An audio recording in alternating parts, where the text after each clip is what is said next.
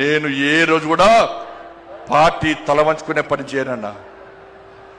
ఇలా పార్టీ కోసం పనిచేస్తాం మేమందరం కూడా.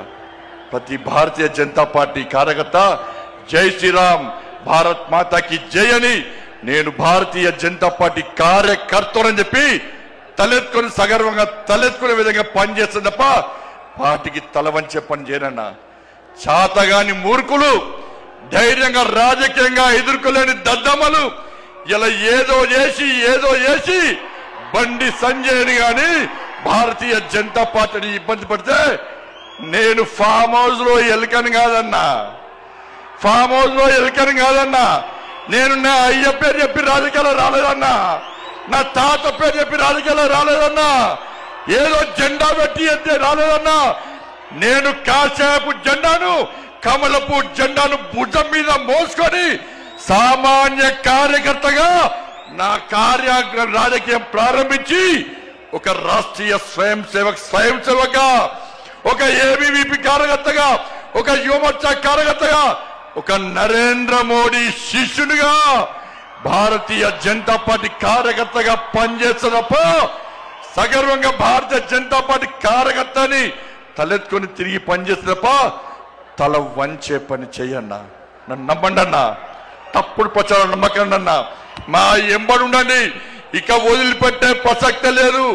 ఈ రోజు నుంచే మోడీ గారు ఈ రోజు వచ్చిపోయిన తర్వాత ఈ రోజు నుంచే తెలంగాణ రాష్ట్రంలో ధర్మం, తెలంగాణ అభివృద్ధి, ధర్మం ఆధారితంగా తెలంగాణ రాష్ట్రాన్ని అభివృద్ధి చేయాలంటే జై శ్రీరామ్, జై తెలంగాణ, జై శ్రీరామ్, జై శ్రీరామ్.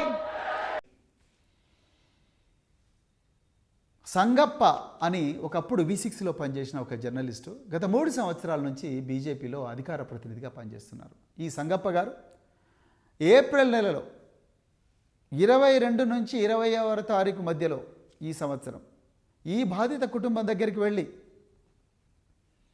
వాళ్ళందరితో మాట్లాడి వాళ్ళందరినీ తీసుకొని హైదరాబాదులో జూబ్లీ హిల్స్లో నివాసం ఉంటున్న బండి సంజయ్ గారి ఇంటికి వీళ్ళను తీసుకుపోయినరు. ఆ అమ్మాయి తన బాధంతా వెళ్ళబుచ్చుకున్నది. ఇగో మీ కొడుకు నన్ను ఇడివంగా చేసిండు, ఇగో వీడియోలు ఇట్లున్నాయి, చాటింగ్లు ఇవి ఉన్నాయి, అవన్నీ ఉంటే బండి సంజయ్ గారు చెప్పింది ఏందా అంటే ఆ అమ్మ నాకు చెప్పిందండి. బండి సంజయ్ గారు చెప్పింది ఏంటంటే, మీరు మీ బిడ్డ ఎంతమందితో తిరిగిందో ఏందో నాకు తెలియదు, నేను మాత్రం దీనికి ఒప్పుకునే సవాలే లేదు.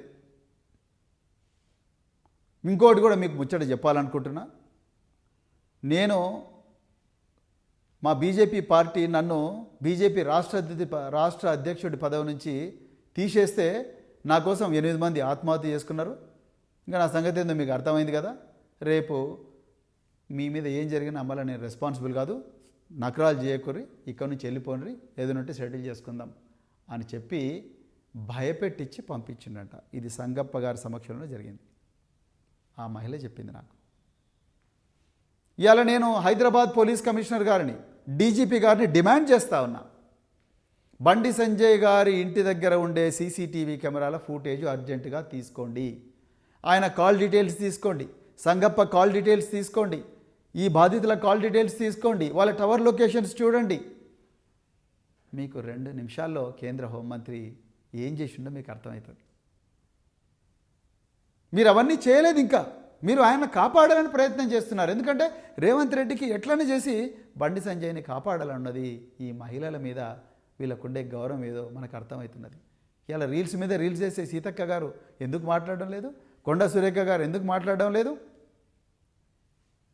ఎందుకు మాట్లాడింది? కాంగ్రెస్లు ఒక్కరన్నా మాట్లాడుతున్నారా? ఒక్కరన్నా ఎక్కడ పోయారు మీ వాళ్ళందరూ రోడ్ల మీదకి? ఎందుకు రాలేదు? ఎందుకు రావడం లేదు రోడ్ల మీదకి? సోనియా గాంధీ గారికి ఈ విషయం చెప్పినరా? ప్రియాంక వధేరా గారికి ఈ విషయం చెప్పినరా? మీరు చెప్పలేదు. కేవలం బీఆర్ఎస్ పార్టీ